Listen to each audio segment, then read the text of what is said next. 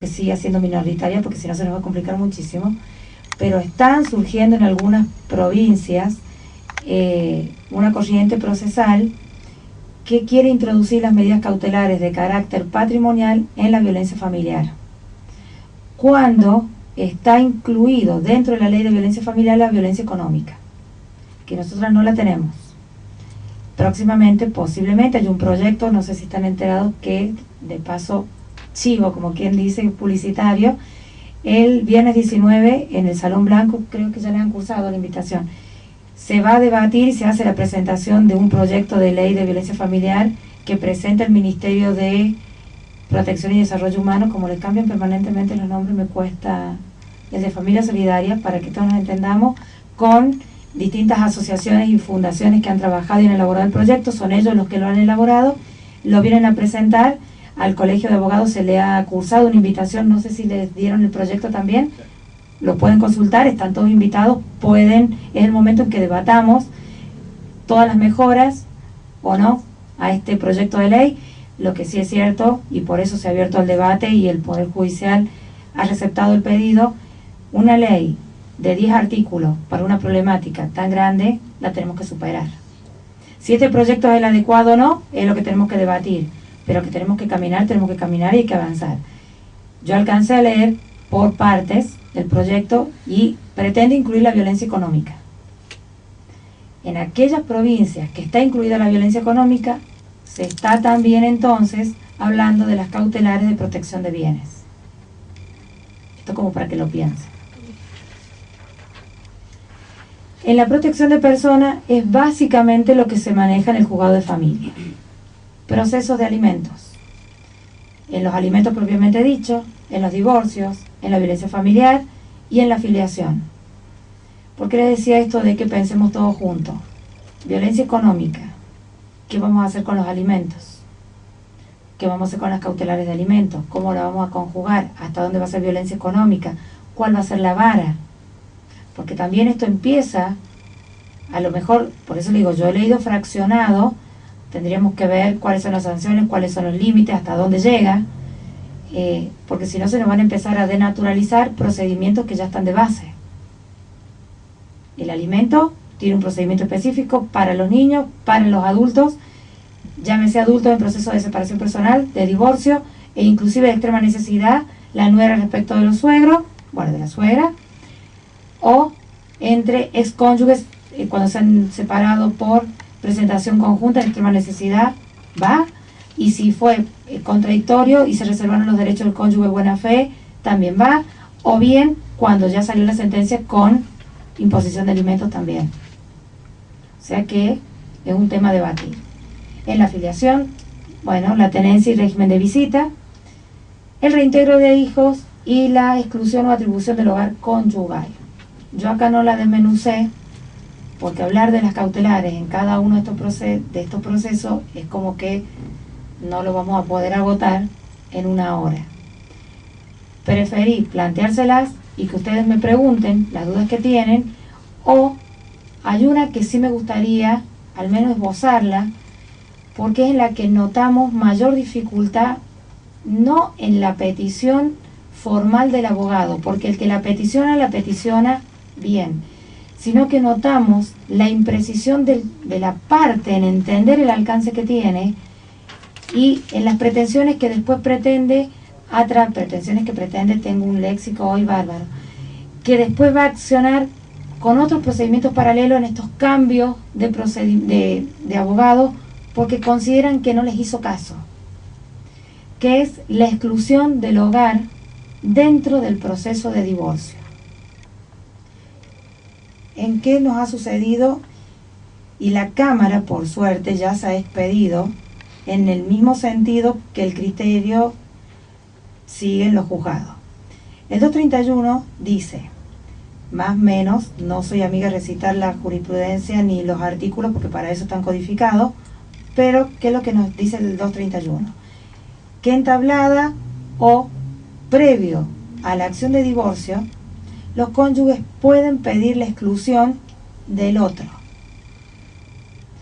Y no necesita nada más que acreditar para peticionar esta exclusión como requisito filiatorio el acta de matrimonio. Soy casada y me voy a divorciar. Y la exclusión fundamentada en la misma causal de divorcio que va a incoar. ¿Esto en qué sentido? Hay veces que nos han peticionado medida previa de exclusión del hogar porque hemos acordado el divorcio por presentación conjunta. ¿Cómo les explico que no hay posibilidad? Si hemos acordado y hay un divorcio de presentación conjunta, ¿para qué voy a excluir? En el acuerdo que prevé el 236 de la presentación conjunta, acordemos que vamos a hacer con la casa quién va a vivir. No hay acuerdo, bueno, vayan a la disolución de la sociedad conyugal, liquidación del bien, si llegan a una máxima discordancia respecto del bien. Piden la exclusión del hogar como medida previa al divorcio y la causal no la invocan. Tampoco la podemos despachar. ¿No la invoca en el pedido del 231 o no la invoca? No la invocan en la causa. No la invoca cuando invoca el 231 como medida previa. Se no dice cuál va a ser la causal de divorcio y no dice por qué quiere la exclusión, sino que se limita a decir, como estamos generalmente... Pues ya está invocada.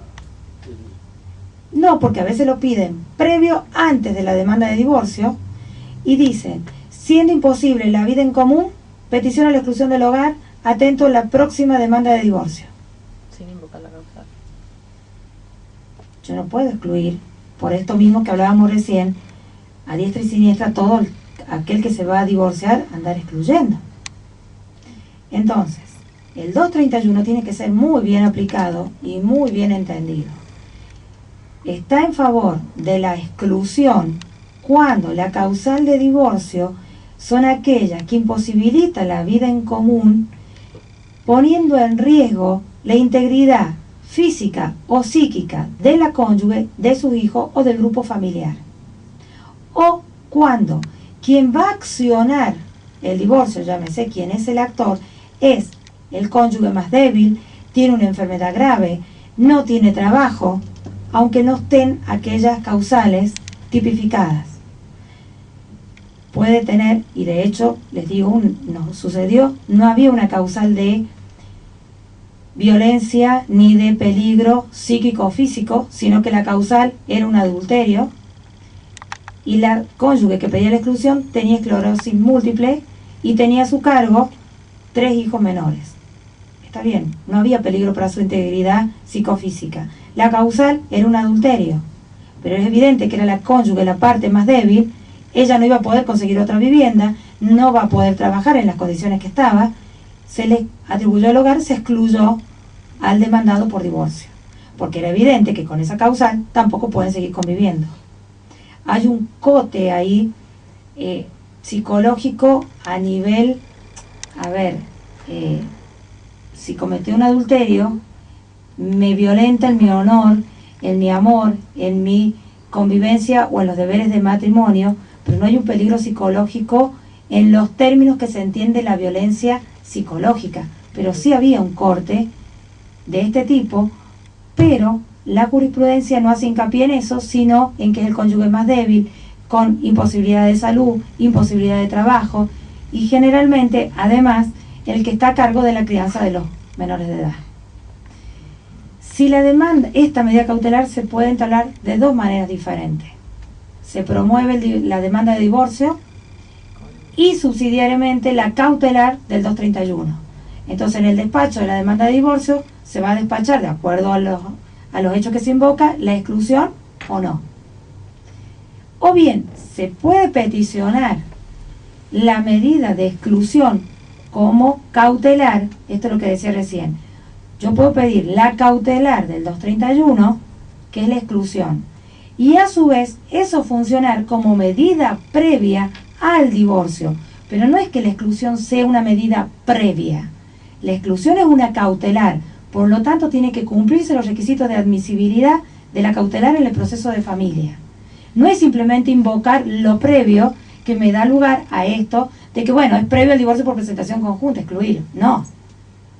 La exclusión sigue siendo cautelar y debe cumplir los requisitos de admisibilidad de la demanda cautelar, que a su vez funciona como previo porque el mismo cuerpo legal permite que se peticione previo al divorcio, pero la cautelar de fondo tiene que cumplir los requisitos de admisibilidad. Si además tiene la característica de ser previa, el formato, por lo menos en nuestro juzgado, es: el código dice que deberá entablarse demanda en el término de 10 días. El juzgado toma eso y no lo deja al arbitrio de que si usted quiere aplique la ley o no, sino que nosotros proveemos la medida cautelar de exclusión bajo la caducidad de la misma si en el término de 10 días no inicia la acción de divorcio. Y esto es lo que yo le decía hace rato. Porque puede suceder que después, bueno, se excluyó y no inició el divorcio. Total, ya lo excluí. No. Lograda la exclusión, son 10 días para entablar la acción de divorcio, porque a veces la parte, ustedes profesionales, por las circunstancias del caso, es para allá, no da tiempo a fundamentar, a ofrecer la prueba para un divorcio, sí para esta medida cautelar como previo al divorcio, pero bueno, 10 días más que suficiente para entablar la acción y que no caiga esta cautelar de exclusión.